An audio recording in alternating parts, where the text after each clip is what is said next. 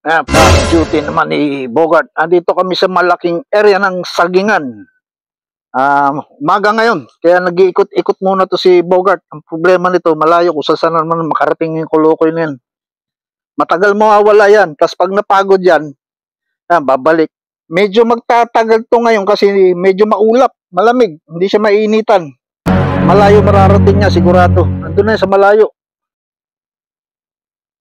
Ay, si kulukoy, oh. Ay, nagpunta na naman yan. Malayo narating niya. Ayun, oh, lawit na dila. Naka 20 minutes pa lang siya, pero bumalik agad. Kasi may naamoy siyang babaeng aso dito sa kabilang kalye. Na tina-target niya. Siguro nag-hit yung aso. Oh. Sira ang focus niya. Luko-luko talaga to. Manyakis tong ason to eh. Ito yung mga saging dito. Yung malaking area. Ano?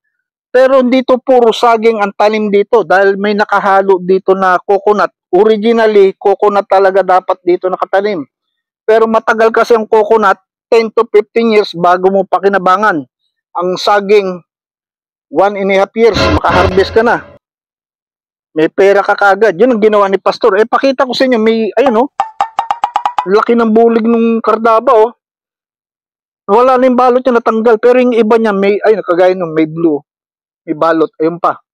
Ayun, blue. Yung pa blue. Oh, ang dami nito. Hanggang doon yan doon sa pagbaba. Yung malapit sa bangin. Puro saging. Puro kardaba to. Daming saging dito. Huling nag-harvest dito sila Pastor. Umabot sila ng ilang bansa ko yun. Yung isang elf kasi napuno eh. So may na hindi bababa sa 50 sako ng kardaba hina-harvest dito. Sa dami. Malaking area kasi ito eh. Ayan, yung pagbaba na yan. Hanggang doon sa may bangin yan, may tanim yan. Ayan pa oh. Ito mga bago na lang yan. Kasi yung mga dating nakatanim dyan, na nagbunga, nag-harvest na, pinutol na, wala na. Kaya itong maliliit to, mapapansin nyo, maliit pa yung mga puno. Bagong ano na lang yan. Hindi pa nagbubunga yan. Yung first batch niya, nagbunga na, na-harvest na, tapos na yan. Tapos dito, yan. Ay, mapapansin nyo, banda ron, no? Makakapalang dahon ng saging kasi mas maraming saging dyan na nakatanim. Yan yung pinakababa. Hindi bababa yan sa 1,000 ang puno dyan. Ang dami yan. Grabe yan. Kaya pag nag-ikot ka nga sa yung sagingan na yan, ang lamig sa lugar na yan. Kaya lang ngayon, maputik yan sigurado. Kasi nag-uulan. Ayan, ganyan karaming saging dito ni Pastor. Ito naman, oh. Ayaw na lumayo. Napagod na to. Naka-ano na siya. Naka 30 minutes na siya nag-iikot. Bumalik na naman dito. Kanina, nandoon yan.